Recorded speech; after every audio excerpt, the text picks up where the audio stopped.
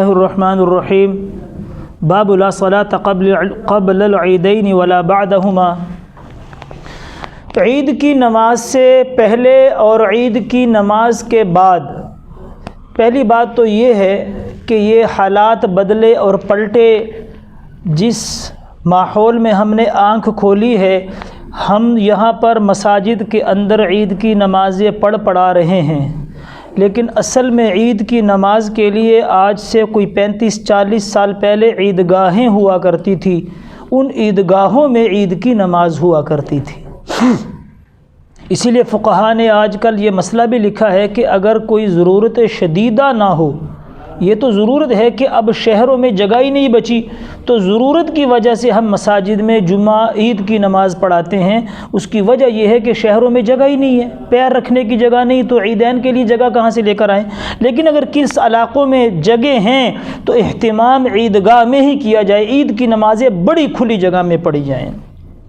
اب عید کی نماز سے پہلے اور بعد میں مردوں کے لیے تو عید کی نماز سے پہلے نہ گھر میں نہ مسجد میں اشراق وغیرہ نفل وغیرہ پڑھنے کی اجازت نہیں ہے۔ ہاں البتہ عورتیں چونکہ عید کے لیے نہیں جاتی وہ پڑھ سکتی ہیں، اور مردوں کے لیے عید کی نماز کے بعد گھر میں آ کے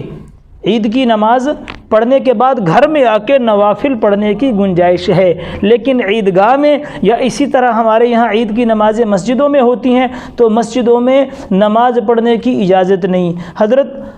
علی رضی اللہ تعالیٰ عنہ جو تھے وہ عیدگاہ میں چلے گئے عید کی نماز پڑھانے کے لیے، تو دیکھا کہ وہاں ایک آدمی نماز پڑھ رہا ہے، تو صحابہ نے ان سے کہا کہ حضرت آپ ان کو روک لیں، ان کو آپ نماز سے روکیں۔ انہوں نے فرمایا کہ بھئی مجھے اس بات سے ڈر آتا ہے کہ قرآن کی آیت اقرا بسمی کے اندر جو آیت ہے نا، اس کا مصداق نہ بن جاؤ کہ آپ نے اس بندے کو دیکھتا ہے ارأیت الذی ینہی عبدا اذا صلی، کہ جو نماز سے روکتا ہے، میں اس آیت کا مصداق نہ بن جاؤں اس لیے میں نہیں روکتا۔ تو معلوم ہوا کہ عید کی نماز عیدگاہ میں وہاں پر کوئی نفل نہیں ہے، ہاں عورتیں گھر میں نفل نماز پڑھ سکتی ہیں، اور مرد حضرات عید کی نماز پڑھنے کے بعد گھر میں آ کے نوافل پڑھ سکتے ہیں، اس میں کوئی حرج نہیں ہے۔ دوسری بات یہ ہے کہ کتاب الصلاۃ کے اندر یہ بات آپ تفصیل سے پڑھ چکے ہو کہ جن نمازوں سے پہلے نیند ہے یا جن نمازوں کے بعد مشغولی ہے، شریعت نے ان سے آگے پیچھے سنتیں رکھی ہیں